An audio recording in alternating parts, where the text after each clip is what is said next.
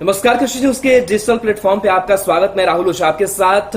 नगर निकाय चुनाव को लेकर के हलचल तेज है, लेकिन इन हलचल के बीच और हलचल जो है वो हाईकोर्ट ने बढ़ा दी है। हाईकोर्ट ने यह कहा कि ईबीसी आरक्षण जो है वो खत्म होना चाहिए और जो सुप्रीम कोर्ट ने गाइडलाइन आदेश दिया था उस गाइडलाइन के हिसाब से बिहार में जो नगर निकाय चुनाव है वो नहीं हो रहा था और एक नया प्रावधान, एक नई जो गाइडलाइन है उसको जारी करके अब चुनाव जो है वो कराया जाना चाहिए। तो कहीं ना कहीं कह सकते हैं कि इस चुनाव को टाला गया है, लेकिन इन सब के बीच अब बिहार की सियासत है वो भी तेज हो गई है। हाईकोर्ट ने स्पष्ट रूप से कहा है कि 3 जो टेस्ट हैं, 3 जो प्रक्रिया है वो पूरी करके जो है इन तमाम चीजों को राज्य निर्वाचन आयोग को, बिहार सरकार को जो है वो देखना समझना चाहिए। साथ ही उन्होंने हाईकोर्ट ने भी कहा है कि जो राज्य निर्वाचन आयोग है वो इंडिपेंडेंट है, वो स्वतंत्र है, वो बिना किसी दबाव के बिहार सरकार के काम कर सकती है। तो कहीं ना कहीं अब बिहार सरकार की भी टेंशन बढ़ी हुई है। राज्य निर्वाचन आयोग के जो अधिकारी हैं वो भी लगातार मीटिंग्स कर रहे हैं कि आगे किस तरीके से इस चुनाव को जो है, जो सुप्रीम कोर्ट की गाइडलाइन है उस हिसाब से जो है वो कराया जाए।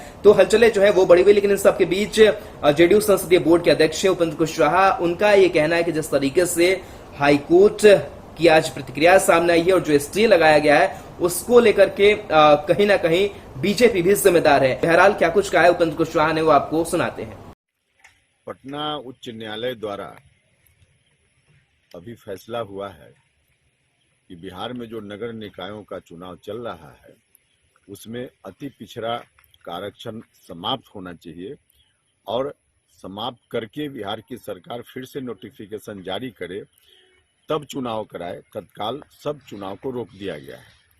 उच्च न्यायालय का यह फैसला काफी दुर्भाग्यपूर्ण है और केंद्र सरकार साथ ही भारतीय जनता पार्टी दोनों की गहरी साजिश का यह परिणाम है, क्योंकि आरक्षण जो मिला हुआ है या विभिन्न राज्यों में देने की बात चल रही है पंचायती राज संस्थाओं में, नगर निकायों में, उसके लिए कोर्ट ने कहा है कि इसको 3 टेस्ट से जांचने की जरूरत है, तब आरक्षण देना चाहिए। 3 टेस्ट से जांचने का मतलब है कि जात की गिनती का आंकड़ा तत्काल अनिवार्य है। केंद्र की सरकार जात की गिनती नहीं करवा रही है। समय पर यदि जात की गिनती हो गई रहती केंद्र सरकार की ओर से और 3 टेस्ट से इसकी जांच हो गई होती तो आज यह स्थिति नहीं आती। बिहार में जो आरक्षण अति पिछड़ा समाज के लोगों को मिला हुआ है यह चलता रहता और चुनाव हो जाता, चुनाव नहीं रुकता, लेकिन रुका है चुनाव। यह दुर्भाग्यपूर्ण है। साथ ही केंद्र सरकार और भारतीय जनता पार्टी जो चाह रही है कि पिछड़ों के आरक्षण को समाप्त करो, दलितों के आरक्षण को समाप्त करो, उनकी इस कोशिश का यह परिणाम है। तो उपेंद्र कुशवाहा का बयान आपने सुना कि किस तरीके से वो इस चुनावी स्टे पर केंद्र सरकार पर हमलावर नजर आ रहे हैं और उनका कहना है कि कई जो स्टेप्स है वो केंद्र सरकार ने नहीं उठाए और इसका खामियाजा इस चुनाव को लेकर के भुगतना पड़ा है और आरक्षण खत्म करने जैसी जो बातें हैं वो हो रही है। तो बहरहाल ऐसे ही अपडेट और खबरों के लिए तमाम डिजिटल प्लेटफॉर्म पे हमारे साथ बने रहिए। फिलहाल के लिए इतना ही। नमस्कार।